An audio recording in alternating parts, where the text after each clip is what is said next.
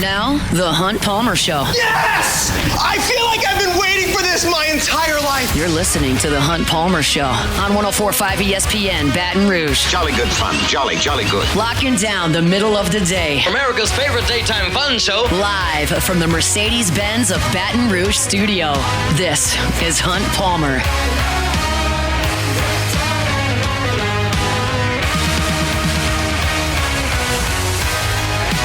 Welcome back in. Hour number 2, a Tuesday edition of the Hunt Palmer Show. Taylor Sharp here with you, sitting in for Mr. Hunt Palmer today and tomorrow.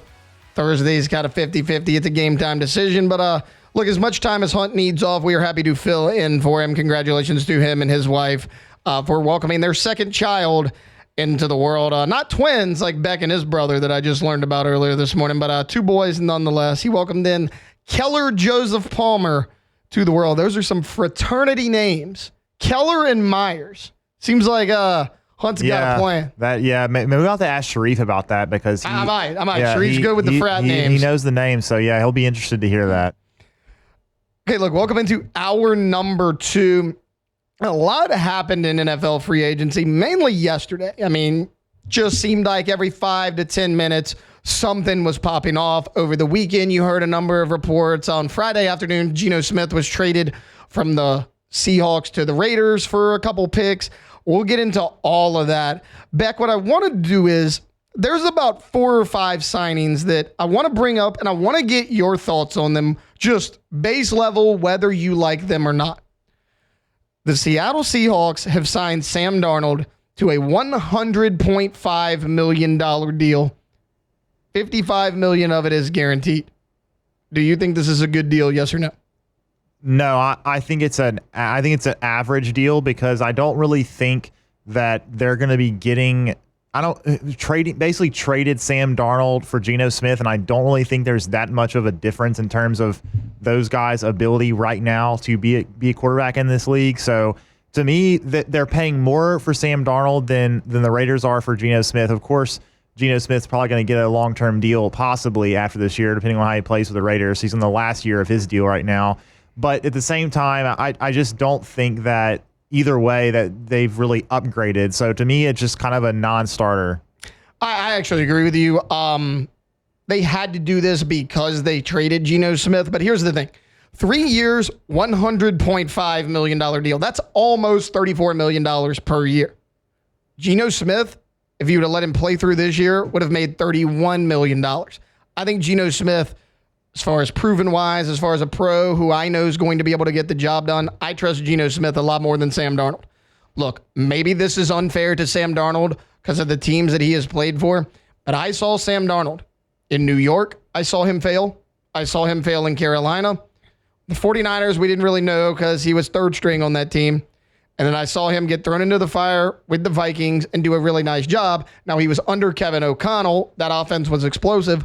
But when it mattered most, late in the regular season and into that first playoff game that they had, I saw Sam Darnold be the Sam Darnold that I had seen for 5 years now. I'm glad you didn't extremely overpay for him. I mean, I get it. You gave Sam Darnold almost $34 million per year. That's the going rate for quarterbacks right now. He actually is making a little bit more than a guy like Baker Mayfield, who their career paths are a little bit similar. However, Baker actually came to Tampa with a lot more skins on the wall because, yes, his time with the Panthers was a disaster. He was up and down with the Cleveland Browns. He had still won a playoff game and taken Cleveland to the playoffs. He was really good with the Rams. Darnold's had that one good season, but look, I mean, that's a comparable deal.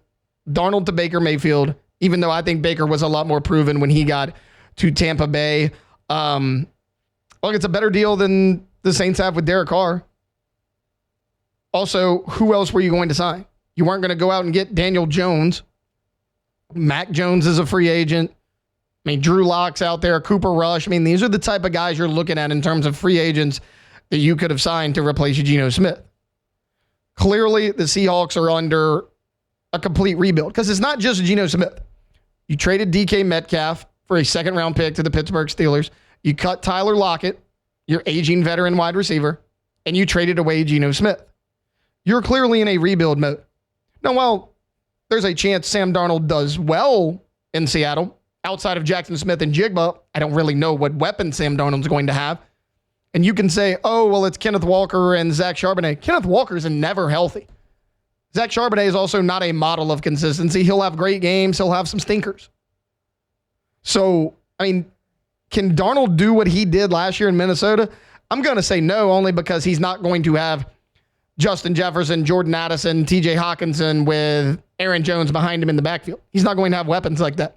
Plus, Kevin O'Connell, I truly believe, is one of the best quarterback coaches in all of the NFL. All right, how about this one, Beck? How about the New York Jets signing Justin Fields? We talked about it a little bit yesterday. 2 years, $40 million, $30 million guaranteed.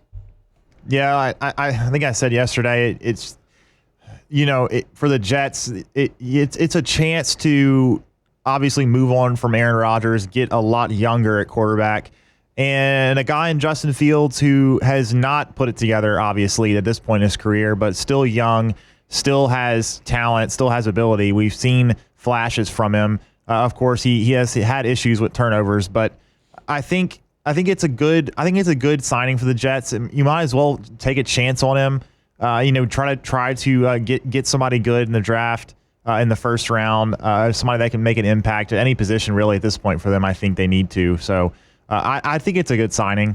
So I'm kind of on the fence of this one. Yesterday I said no only because of the team he went to. That's kind of where I'm at again. Like this is nothing against Justin Fields, even though people who know me know that I don't really think Justin Fields is a good quarterback. I think he could become one under the right situation. Is the New York Jets the right situation? I mean, I don't care who their coaching staff is. This is an organization we've seen time and time again fail at the quarterback position. It was always said, hey, can somebody develop Justin Fields? He showed promise under Mike Tomlin a year ago until he was ultimately replaced by Russell Wilson. I do like it for a scheme standpoint. Now, I don't know that they're going to do this for certain, but I got a pretty good idea considering the fact that they got rid of Devontae Adams. I mean, basically their only known weapon in the passing game right now is Garrett Wilson. You have Breece Hall, who's shown to be a really good running back in the NFL. Braylon Allen, who showed flashes last year as a rookie, and now Justin Fields. If you're telling me the New York Jets' plan is to run the crap out of the ball with Justin Fields and those two backs, I'll tell you that you're probably going to have some success. But at the end of the day, you're going to have to throw the ball. One, I don't think Justin Fields throws the ball very well. Two, you don't have a ton of weapons outside of Garrett Wilson. And how good is that offensive line going to be? It was shaky a year ago. They did some good, they did some bad. Can you shore up that spot? Because again, if you're telling me in the running game, yeah, I love the signing. As far as Justin Fields with the Jets, I don't know if that is the organization to get him right because I've seen them fail at the quarterback position time and time again. All right, what about Josh Allen? Should be an easy one. 6 years, $330 million, 250 of it guaranteed, the most guaranteed money in the NFL.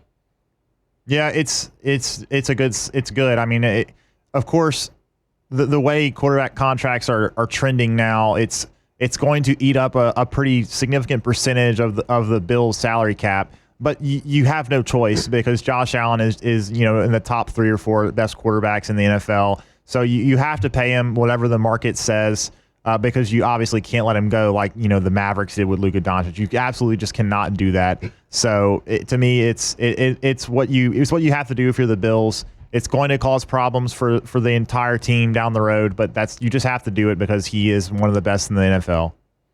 I think this is a no-brainer. So, okay, before he got this contract, he's now the second highest paid quarterback in the NFL. Dallas Cowboys, Dak Prescott still, yeah, we're not going to get into that. He makes the most guaranteed money at $250 million, only slightly more than Deshaun Watson at $230 million. I don't know how Andrew Berry still has a job as the GM of the Cleveland Browns. That, to me, shows how little ownership cares about winning, but we're not going to get into the Cleveland Browns right now. Josh Allen was the 14th highest paid quarterback in the NFL before this deal. You knew this was coming. He goes from 14th highest annual salary to second, $55 million per year. Josh Allen has accounted for 260 touchdowns total, passing and rushing. That is the most for a player through the first 7 years of their career in NFL history. Patrick Mahomes is second, and Josh Allen has beat him by 29 touchdowns. What Josh Allen has done in the first 7 years of his NFL career is incredible. And you're saying he's a top 3 NFL quarterback in the NFL? I agree. I think he's number 2. And I got to be honest, guys, I don't think that gap between him and Patrick Mahomes is nearly as big as a lot of people make it out to be. If you're telling me I need a guy to carry me to wins, look at what he had last year. He got worse at the wide receiver position until they made the Amari Cooper trade, and he had his best statistical year in the NFL. Everyone said, hey, Josh, can you cut down on the interceptions? He did that. Can you step up in big-time games? He did that. I think he's always done that, but he did that in a big way. Josh Allen can carry a team. A lot of these other quarterbacks, like Justin Fields, I'm okay with the deal. It's only $30 million guaranteed over 2 years, but if you're telling me Justin Fields has no weapons, Justin Fields cannot carry your team to victory. Josh Allen can carry a franchise because he did this last year. Now, James Cook had a really good year, but it all centers around Josh Allen. Josh Allen did enough to beat the Chiefs. He's done enough to beat the Chiefs multiple times. Go look at what he's done against that team in the playoffs. He's been incredible. Statistically, he's outplayed Patrick Mahomes in every single game. He's still come up short. But honestly, that's no fault of Josh Allen's. He made that play on 4th down. He threw it to Dalton Kincaid. Kincaid dropped the ball. You convert that 1st down, you're right there near midfield. You can move into position to potentially score. Josh Allen has done enough time and time again to win. He just can't get over the Kansas City Chiefs. This was a no-brainer. This was a long time coming. Again, he was the 14th highest paid quarterback up until he got this massive deal a few days ago. Finally, this one here is not a player. It's a team. So we're gonna be a little quick with this one. I think the Washington Commanders have won the market so far, whether it's free agency, whether it's in trades. They gave up 4 picks for Laramie Tunsil. But here's what they gave up. A 2025 3rd and 7th, a 2026 2nd and 4th. You have to keep Jaden Daniels upright. Jaden Daniels took a ton of hits this past year as a rookie. He's a mobile quarterback. We know he's going to take hits. You have to limit that in any way possible. You go get a very solid left tackle who's been a really good player for a number of years. Now, we'll say he has given up 9 sacks for the Texans in the last 2 years. That's a little bit down from what he did in his heyday in Miami, but Laramie Tunsil is still a really good player. And the most you gave up pick-wise was a 2026 second-round pick, which, if you're Washington, it doesn't matter because you're in win-now mode. You're where the Saints think they are. You're in win-now mode. You have the young talent. Speaking of talent, you had to get better at wide receiver. Terry McLaurin is a really good player. He's been a number 1 quality wide receiver for 5 years now. And it showed. Jaden Daniels went to him a lot. It paid off. They made a lot of plays together. But outside of Terry McLaurin, here's what Jaden Daniels had to throw to. Olamide Zaccheaus, De'Ami Brown, Luke McCaffrey, and an aging Zach Ertz at tight end who they have re-signed. That's what he had. So what does Washington do? They go out and they give a 5th-round pick to the San Francisco 49ers for Deebo Samuel. I know a lot of people have a lot of different opinions of Deebo Samuel. I think Deebo's great. When Deebo's in shape and he's on the field and he's fully healthy, Deebo Samuel is a playmaker in this league. I get it. He's kind of dropped off the last few years. He's been a little out of shape. A lot of that's due to injury. If you can get Deebo Samuel fully healthy, 100%, then you have a game changer at receiver on the opposite side of a Terry McLaurin that teams can no longer key in on. Also, your running game in Washington outside of Jaden Daniels, it's okay. You have an aging Austin Eckler who's really boom or bust. That's kind of what Austin Eckler's been really the last 2 years of his career, but especially last year in Washington. And then you have Brian Robinson Jr., who is a solid, quality young back. That's all he's been so far. He has been a solid back. If you need Deebo Samuel to play running back, he can do it because he's done it numerous times in San Francisco. Whether McCaffrey went down with injury, Jordan Mason went down with injury, they've thrown Deebo Samuel in there. They did it once this year. We remember all the injuries the 49ers had this year. And Deebo Samuel was able to play running back at a pretty decent clip. Washington has proven they're willing to spend money and they're willing to make moves to win under Jaden Daniels. We talk about it all the time with young quarterbacks. Hey, you made it really far as a rookie. Can you get back? So far, the Cincinnati Bengals haven't done it for Joe Burrow because they've mismanaged their roster. Can Jaden Daniels' luck be a little bit different with the Washington Commanders under new ownership, under a new front office? It certainly seems like it. Because right now they gave up a 5th-round pick for Debo. They gave up a 2nd, a 3rd, a 4th, and a 7th over 2 years for Laramie Tunsil. I'm doing that all day long. Especially if I'm Washington and I feel like I'm only a few pieces away from being really good. And we know how good the defense is going to be. This is just the offensive side of the ball. The defense under Dan Quinn is always going to be solid. I really like the moves that Washington's made. I think so far... They just signed Will Harris from the safety from the Saints. Really good player. There you go. Look at that. Look at that. More news here on the Hunt Palmer Show. They just signed Will Harris. That shores up their defense once again. They had a little bit of inconsistency on the back end. Will Harris was a lot better than a lot of Saints fans realize. We've talked a lot about, outside of Tyrann Mathieu, you have Jordan Howden and you have these other guys. Will Harris was a quality starter for the Saints a year ago. That's a guy that I imagine the Saints probably wanted to bring back or at least try to do so. Now he's going to be in Washington. That's another piece for this team. All right, look, we went a little long there in segment number 1. There's just a lot to talk about in terms of NFL free agency, in terms of big-time moves. When we come back, CBS Sports put out the deepest quarterback rooms in college football, and number 1 is going to shock you because it shocked me. That's coming up on the other side here on the Hunt Palmer Show, 104.5 ESPN Baton Rouge. The Hunt Palmer Show. Genesis of Baton Rouge, genesisofbatonrouge.com. They're the only fully exclusive Genesis dealer in the state of Louisiana, and they're right here in Baton Rouge. I told y'all earlier this week, we were driving, my wife goes, that's that car I really like. It's a Genesis. And she had no idea that I even do this. I was like, yeah, they're really nice. They're really, really nice.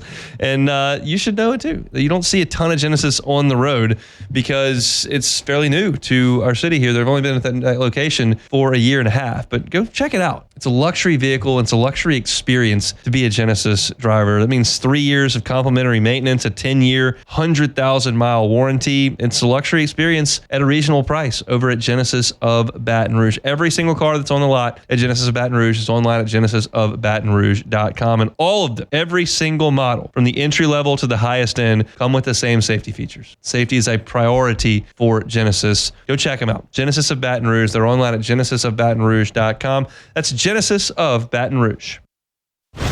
You're listening to the Hunt Palmer Show on 104.5 ESPN Baton Rouge.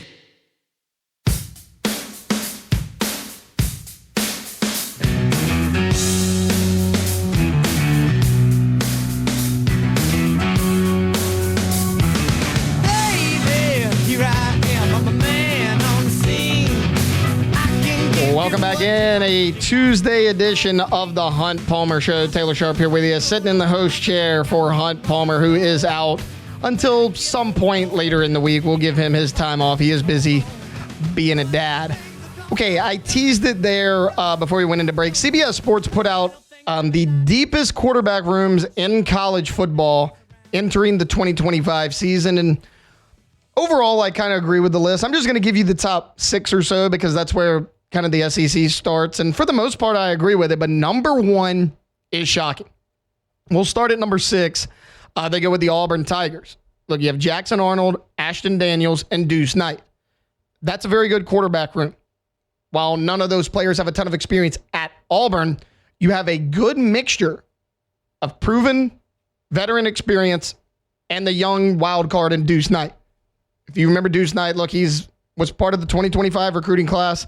He's a top 60 player in the entire country. Look, Hugh Freeze has flipped that entire QB room. But again, the reps are there. Ashton Daniels, he was at Stanford for a number of years. He was a 2-year starter for the Cardinal. And then Jackson Arnold, who was one of the hotter names coming into this spring out of the transfer portal. We saw him at Oklahoma. He was up and down. He got replaced for a time. He got put back in. Brent Venables and the coaching staff entering last season thought so highly of him that a report that came out that they told Dylan Gabriel, hey, we're good. You go do you somewhere else. Dylan Gabriel had a great season at Oregon, took him to the college football playoff, and was a finalist for the Heisman Trophy. The decision doesn't look so great now because Jackson Arnold also not on your team. But you have Jackson Arnold, who started most of the season last year in the SEC, and a multi-year starter in Ashton Daniels coming from Stanford. And then Deuce Knight. I like what Hugh Freeze and the staff out there at Auburn has done so far with that quarterback room. We'll see who comes out of the spring as the starter. I imagine a guy like Jackson Arnold went there fully expecting to be the starting quarterback. I'd be a little surprised if it wasn't him. I think it's a two-man race between Jackson Arnold and Ashton Daniels. Deuce Knight is certainly talented, but if you thought Deuce Knight could be the guy and step in early in his career, you probably wouldn't have brought in both Jackson Arnold and Ashton Daniels. I imagine we're going to see Jackson Arnold, though, take the first snap for the Auburn Tigers, barring something unforeseen. At number 5, they have Notre Dame.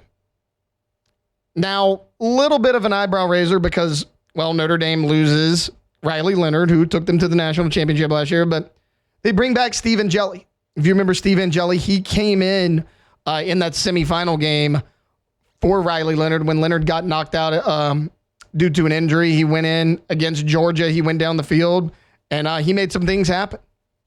This is, again, a two-man race between Steve Angeli and C.J. Carr. They've both been in the program for a number of years. C.J. Carr, for what it's worth, actually the grandson of former Michigan head coach Lloyd Carr. He has been the top quarterback recruit at Notre Dame since they brought in Brandon Wimbush a decade ago under Brian Kelly. LSU fans remember Brandon Wimbush well. You played against him in a bowl game. Angeli has the inside track. He was the primary backup for Riley Leonard a year ago. When they had to turn to a quarterback when Leonard went down to injury, it was Angeli. It wasn't Carr. I think he's got the inside track to be this guy. But again, it's going to be an interesting battle nonetheless because C.J. Carr, I just mentioned, was a highly talented recruit as well. At number 4, they have the Baylor Bears. Sawyer Robertson, Walker White, Nate Bennett coming in. LSU fans saw Sawyer Robertson in the bowl game. You know what he can do. He's a multi-year starter at Baylor, and you have quality depth behind him. At number 3, it's Arizona State. We just talked about some of the top returning quarterbacks in college football. Sam Leavitt was on that list. He was actually ranked ahead of Garrett Nussmeier, according to Tom Fornelli. I would not rank him ahead of Garrett Nussmeier, but some people would. You could argue that Leavitt is the best returning quarterback in the Big 12. He probably is the best returning quarterback in the Big 12. He led Arizona State to the college football playoff. But what is he going to do without Cam Scatterboot? That offense is going to look a lot different. Sam Leavitt is going to have to be the leader of that offense. He surprised a little bit of people this past season. People didn't quite know what he had. They know what he has. You're going to be game planning specifically for a Sam Leavitt this year. You're the top guy on offense. But then you have Jeff Sims behind it. Look, Sims has been an up and down career. He's been at a number of places. He has 700 passing attempts across 3 schools. Georgia Tech, Nebraska, last year at Michigan State. Wherever Jeff Sims, he's Sam Leavitt's your quarterback.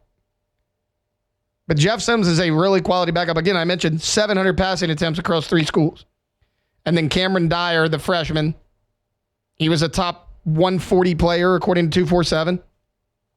If he sticks, he could push for snaps behind a Sam Leavitt.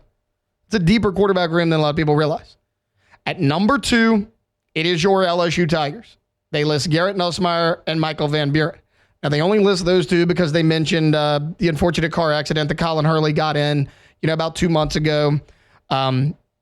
There's been very few updates on his status when he's going to rejoin the LSU football team. LSU has since moved Jawan Johnson to the quarterback position. He's a guy that really played all over the place in high school, including quarterback, led his team to a state championship appearance. He's dynamic. Obviously, he's not going to be your starting quarterback, but there may be packages for Jawan Johnson regardless. And then I thought LSU did a really good job of bringing in Michael Van Buren from Mississippi State. Because Van Buren knows, hey, this is Garrett Nussmeier's team. He's a returning starter. He finished the year maybe hotter than any other quarterback in college football. He's going to sit for a year, and then if, knock on wood, something happens to Garrett Nussmeier, you got a really quality backup at Michael Van Buren, who was a starter in the SEC a year ago. I really like LSU's quarterback room this year. Because I had high hopes for Garrett Nussmeier a year ago. And what did you have? You had a backup in A.J. Swan, who had started games at Vanderbilt. He had started double-digit games in the SEC. I think Michael Van Buren's even a step up from that, strictly due to a talent standpoint. I think Van Buren's a lot more talented player than A.J. Swan, and I appreciated A.J. Swan at LSU as a quality veteran backup. And again, Garrett Nussmeier, I mean, he speaks for himself, right? You get better at wide receiver. You get better at running back. It's your second year in this offense with a returning offensive coordinator. You've been with Brian Kelly for 4 seasons now. This is your 5th year in the program overall.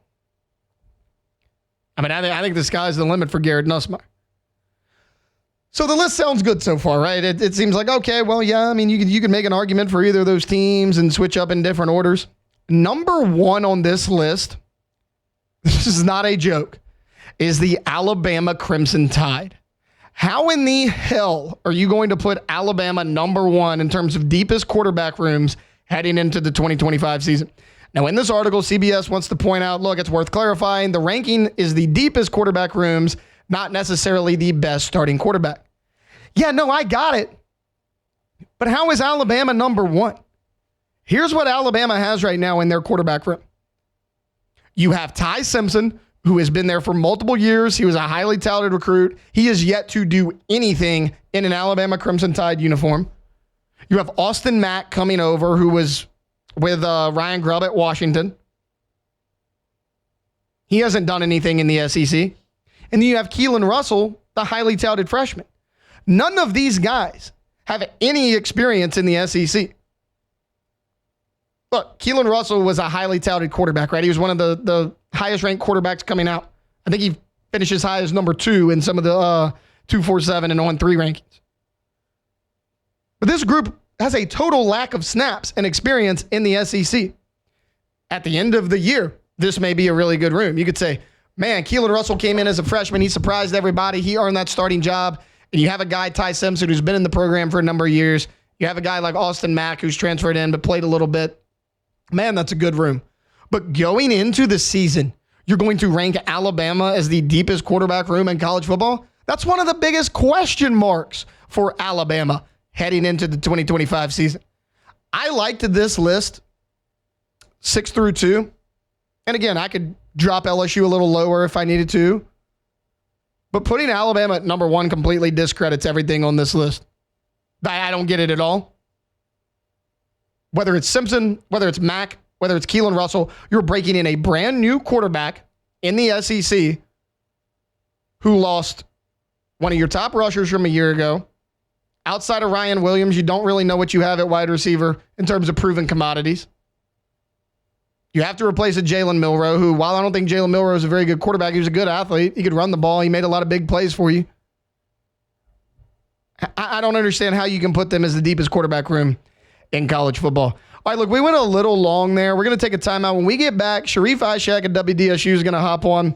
We're going to talk some New Orleans Saints. And look, I know he does this with our own Matt Moscona from time to time. We're going to get his thoughts on the naming duo of Hunt Palmer's 2 sons, Myers and Keller. We're going to get into that a little bit, too. That's coming up on the other side.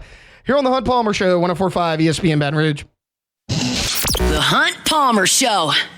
One Bath and Closets, onebathandclosets.com. David Duvall and his team, 30 years, redesigning and remodeling bathrooms and closets. There are a lot of people who are not over the moon with their current home. Well, you can improve where you live. One Bath and Closets is happy to help you do that. Brand new customized closet, brand new bathroom, soup to nuts. They do the entire thing for you. You don't have to call 3 different contractors to get this entire thing done. No, you make one call to One Bath and Closets. They handle the entirety of it. Maybe you're not looking for something that extensive. Maybe you're looking for something like a tub to shower conversion. They can do that as well. You don't reuse that tub. They can take it out, put a glass walk-in shower in, changes the look of your bathroom, changes the functionality of your bathroom, adds value to your home. So if down the road you're looking to move on, that's an asset that you've got right there under your roof. We're worried about paying for it. Financing options are very much available for the folks over at One Bath and Closets. It starts with a free consultation, a questionnaire, and then a plan. They get it done and they do it right the first time and leave the competition behind. It's One Bath and Closets. You can check them out online at onebathandclosets.com. You're listening to the Hunt Palmer Show on 104.5 ESPN Baton Rouge.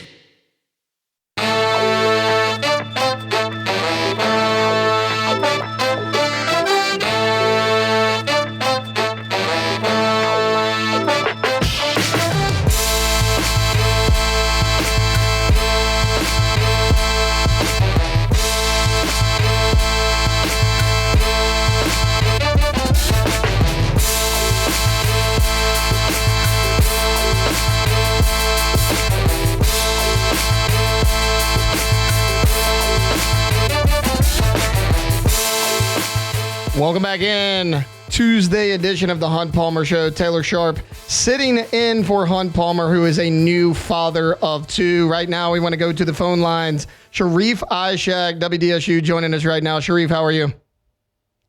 I'm well. How are you? Doing good. Thanks for hopping on with me. I know you're usually with Hunt. Sharief, I hear you and Matt Moscona do this a lot on AFR in terms of the frat names and what rating you give them. I got to get your thoughts on this because our guy Hunt Palmer now has two sons, Myers and Keller. Where do they rank on the Sharief Ishaq frat list? Myers and Keller. They're probably like a low 4 stars. Okay. Myers, I mean, did he just have a kid? Yeah, on Sunday. Oh, that's why he's not doing the show. That's why, yeah, no, he is. He had Keller Joseph Palmer on Sunday afternoon. Keller's a good one. I like that. That's a good name. Keller's a good one. I like it. All right, Sharief, let's get right into it in terms of the New Orleans Saints. Look, they restructured Derek Carr's contract. That was announced yesterday. What do you think the thought process was there, whether it's Kellen Moore or Mickey Loomis? Because a lot of fans are saying, hey, not only are you maybe married to Derek Carr for a year, you're married to him for 2 more years. What are your thoughts on that? I wouldn't say they're married to him for 2 years. They're 100% married to him for 2025. Okay. They can get out of it after this year. I know that you're looking at the $69 million cap hit, but I think they can post June 1st and like get out of it and save like $40 to $45 million. I'd have to look at it again, but it's not necessarily true. I mean, look, they were stuck with him for a year anyway. I mean, it was wishful thinking that they were going to cut him or even maybe trade him. They possibly tried their best to maybe trade him and get something, but it didn't work. And cutting him probably wasn't the best option. So they did what they did. They gave him that, converted everything to a signing bonus. They saved $30 million, which now makes it $69 million cap hit next year. But I think it's a 1 year, it's a 1 year thing to me. I know everyone's looking at it and they're thinking, man, they're going to be stuck with them for 2 years. No, I think it's 1 year. Look, don't be surprised. If a quarterback is sitting there that's, that they like, they draft him and maybe groom him for the future and after this season to be the quarterback for the Saints. So do you think it was the right move? Because like a move like this to me screams, hey, we're still in win now mode. A lot of people are like, your roster's not good enough to be in win now mode. Do you think this was the correct decision? No, I don't think they're in a win now mood. I would have done anything to move on. Yeah. Honestly, I would have just taken the $51 million cap hit this year and just competed and just gone sign somebody for a cheap price, a prove it deal, and then just moved on, and taking that cap hit this year and had the cap space for next year and moving forward. I just don't know. I mean, they're running it back. Juwan Johnson just got a 3-year, $30 million deal. Chase Young got his 3-year deal last night. It's just, it feels like they're just running it back. And I know that running it back kind of like clears the cap space a little bit more for next year because some of those contracts like Juwan and Chase had void years and they were going to be, voided contracts. So it kind of helps their cap this year. But I'm interested to see like how much longer that Mickey wants to keep kicking cans down the road, to be honest with you, because it's not going to be pretty if they keep doing this for Kellen Moore. Speaking of Chase Young, it came out over the weekend that they had signed Davin Godchall. They had restructured the contracts of Kalen Saunders, of Nathan Shepard. Then you bring back a Chase Young. What are your thoughts on this defensive line? Like, does that kind of maybe point to them not taking a defensive lineman in round 1? I don't think that. Honestly, I wouldn't do it. I mean, they don't need a defensive lineman. I think if Brandon Staley runs a 3-4, they need like an edge, a young edge. If they want to go like, I think it's Jelon Walker from Georgia. If they decide to go with a guy like that, I'm good with it. But no more defensive linemen.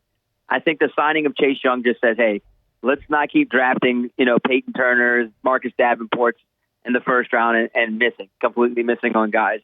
Let's just spend our draft picks doing something else this year. And I think that's what the move was. They got him for $17 a year, and maybe it works out because the back half of the season he played really well. He had a lot of pressures, good pressures last season. I think he led the team in pressures, and I think if you get the back half of the season, Chase Young for most of the season this year, in a healthy version, you're good for $17 million a year because a good end is cost $30 to $40 million a year right now. So, I mean, it's a bargain deal.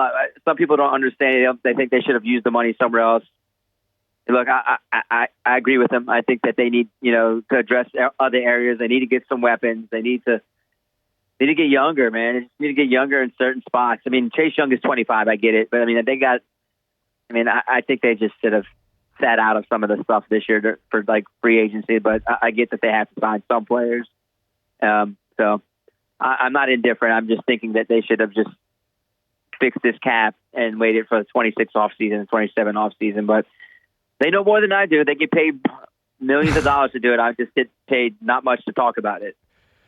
So I just mentioned all the restructures. The Saints have freed up a little bit of cap space. I mean, as far as before the draft goes, free agency, are there any moves you could see them making?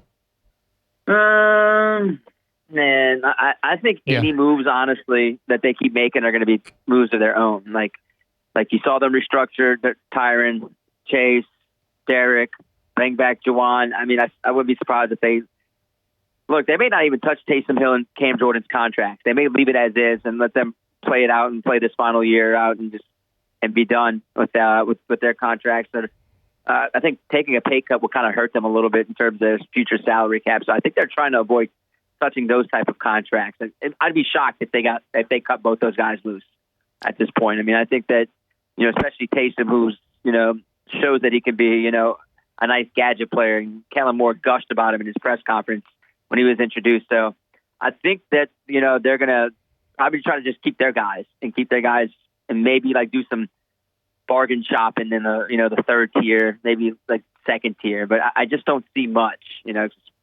I just think they're going to have to hit in the draft the next 2 years. So that's pretty much it.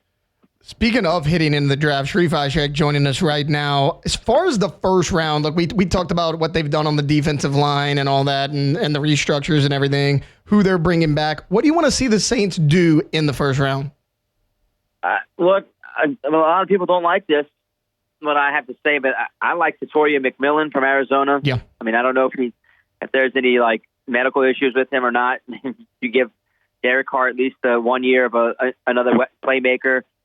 Ty Warren, I like Ty Warren a lot from Penn State. Nice tight end.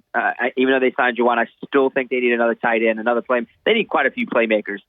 The one that I really like, and I know people aren't going to like me saying this, is Ashton Genty.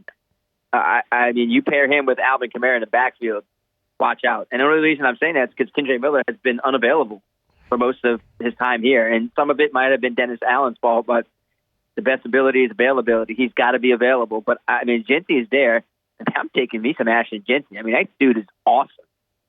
Yeah, absolutely. Like you're not the only one who said that. I mean, pretty much anybody, that I've heard has said, look, the Saints really like Tyler Warren. They really like Ashton Genty.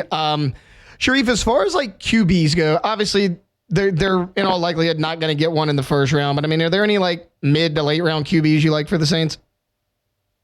I'm definitely not taking Jackson Dart ninth overall. Yeah, for sure. Maybe like in the second round, Jackson Dart, or maybe if he's sitting there 71st overall, the 40th pick. I'd be intrigued at 40, even be better with it at 71 if they took him there. Look, man, we don't know how Kellen Moore and that coaching staff thinks. I mean, this is a different, beast now. You're so used to the guys like Sean Payton and Dennis Allen. And now you're getting a young, up-and-coming offensive mind with his staff. Like, they might like a guy in the draft that we don't know, and he may work out. Like, did anyone think that Jalen Hurts was going to be this awesome? I mean, he was good in college. I thought he was going to be this awesome in the NFL. He's amazing. Look at the contract he's earned. He's won a Super Bowl. Maybe they run into, like, a Dylan Gabriel or, maybe they do turn like a Jackson Dart into something good. And maybe they like Shador, and he's sitting there at 9, and they might take him. I just don't know. I mean, those are the only real, big names that I can kind of think of. Sharief Ishaq with WDSU. Sharief, thank you so much for hopping on with me today. Anytime for you guys. Anytime. You're my only ones, plus Matt, whenever we can talk frat names. Well, thanks for hopping on. Hunt Palmer certainly has a lot of them. That was Sharief Ishaq right there with WDSU. All right, look, when we get back, we got just a little bit of time. We'll close things out with Take It or Leave It. The Hunt Palmer Show. This is the Hunt Palmer Show on 104.5 ESPN, Baton Rouge.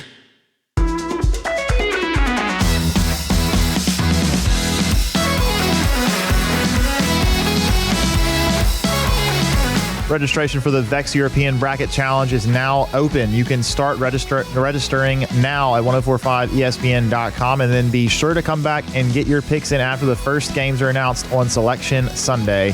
The person with the most accurate picks this year will win $1,000 in cash.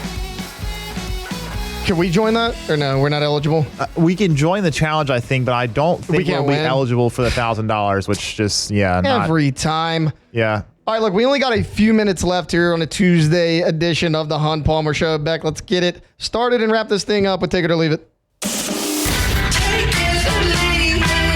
Take it or leave it. Take it or leave it. Today's hottest stories in sports, news, and sometimes even Hunt's life. The question is, will he take them or leave them? All right, first one here. We talked a little bit about some NFL free agents and new deals some players got, but the Chargers reached an agreement with former Steelers running back Najee Harris on a one-year deal worth up to $9.25 million, a source told Adam Schefter on Monday. Take it or leave it. Yeah, I'm taking this. I know a lot of people have been kind of underwhelmed with Najee Harris. Look, 1,000 yards each of his first 4 seasons in the NFL. I think he's an upgrade from J.K. Dobbins, who I like but can't stay healthy, and Gus Edwards as well. Jim Harbaugh likes to run the football. It's going to be a downhill running game that's similar to what Najee did in Pittsburgh, and he had success there. I like that signing. All right, next one here. This is an interesting topic here. Cooper Flagg, the perennial All-American, at least almost certainly the All-American for Duke, also projected to probably be the first pick of the NBA draft, which even last year people said before he even stepped on the court at Cameron Indoor he was going to be the first pick. But Bovada Sportsbook have put odds on which team he will be playing for next year.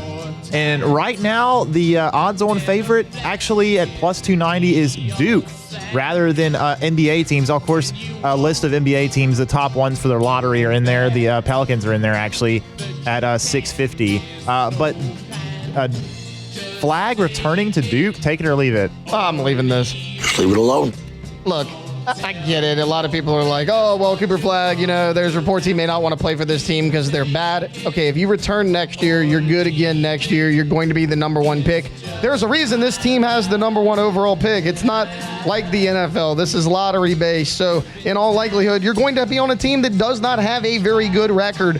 It's going to be the same next year. And honestly, if you look at the NBA, it's probably going to be the same teams. I imagine the Wizard and the Jazz are probably going to be up there pretty high again next year. So, no, I'm leaving this, dude. Just go to the NBA. You'll be fine. Yeah, I don't understand this. It doesn't make a lot of sense to me because you're already the number 1 pick. You can't increase your draft stock. So if you're going to come back, are you saying you're going to play there for 4 years? Like, what is the point of coming back another year? But anyways, moving on here, your Dallas Cowboys, Taylor, are moving on from the enigmatic Rico Dowdell, who had an okay season. But anyway, they've signed former Denver running back Javonte Williams to a 1-year, $3 million deal. Take it or leave it. I mean, I'll take it if they get a running back with him in the draft, like maybe a later round guy. Reports are they do not want Ashton Genty, which blows my mind. But look, this is a deep running back class. You got guys like R.J. Harvey out there, Travion Henderson, Cam Scatteraboo. They're all going to be there probably round 3. You kind of moved on from Rico Dowdle and signed Rico Dowdle. Their numbers are pretty even the past couple of years. I mean, whatever. They need an O-line, so does it really matter who's toting the rock out there in Dallas? That franchise is just in absolute shambles. All right, that's going to do it for a Tuesday edition of the Hunt Palmer Show. Tomorrow we're going to have What If Wednesday. Kogi Riley's going to hop on, Matthew Bruni as well. Stay tuned, same time, same place. Tomorrow on the Hunt Palmer Show, 104.5 ESPN Baton Rouge. The Hunt Palmer Show.